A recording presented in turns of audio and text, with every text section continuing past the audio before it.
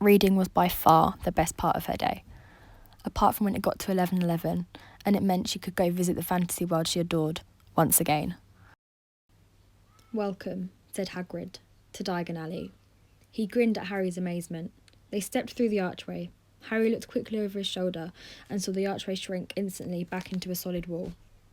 Harry wished he had about 8 more eyes. He turned his head in every direction as they walked up the street, trying to look at everything at once. The shops, the things outside them, the people doing their shopping.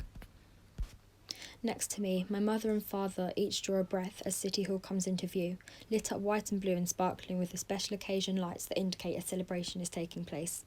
I can't see the marble stairs in front of the hall yet, but I know that they will be polished and shining. All my life I have waited to walk up those clean marble steps and through the doors of the hall, a building I have seen from a distance, but never entered.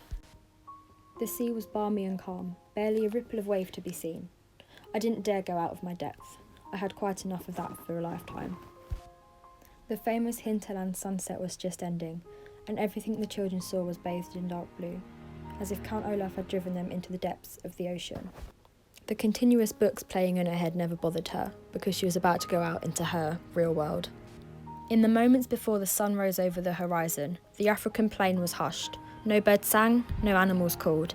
The only sounds were the soft whisper of the breeze as it blew through the long grasses, still green in the early spring, and the distant thunder of the water cascading over Victoria Falls into the frothy pools below. But as the sun's light began to break over the savannah, life began to stir. As all of the animals of the savannah continued to wake, the sound grew to a crescendo until finally it broke with the loud trumpet from an elephant. But beneath the peace was a growing sense of excitement that every animal, from the largest to the smallest, felt. It was why, in almost perfect synchrony and complete harmony, they began to make their way to Pride Rock. The heart of their part of the savannah, Pride Rock, was where Mufasa, the giant lion who had led the land for years, and his pride of lions lived. And on this day, he would introduce his kingdom to his son. It was a tradition that had been upheld for generations. Mufasa's family was well respected. He was a fierce and mighty lion, but he was kind, and he treated everyone, from the ants to the antelope, as important. In return, he had earned the respect of every animal family in the Pride Lands, and now they would show their respect by greeting his new son. As much as she wished this was her life, it wasn't. She didn't get to dress up and go out into her fantasy world every day because it wasn't real. It was all in books and in her head. She always dreamt of living her life to the fullest and having great friendships like she read about in books. No matter how much she read about what she called her perfect life, she never had that. She was lonely and couldn't tell if the books she was reading were helping her or destroying her. She craved an adventurous life, one that meant she would have stories to tell younger generations.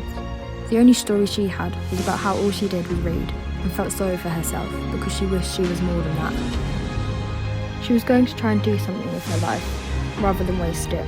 Tomorrow, she told herself as she was walking out in the rain. Tomorrow, I'm going to start living. Being on a swing in a park made her realise how she never got the rush of adrenaline when going on a massive roller coaster at a theme park. Seeing people in that park having fun with their friends made her realise that she needed friends of her own, rather than friends who she read about in books who knew she would never actually have a chance of meeting because they never existed. I never managed to find out if she actually started living her life. I never found out if she managed to get on a massive roller coaster and feel the rush of adrenaline. And I never found out if she made those friends that she craved for her whole life.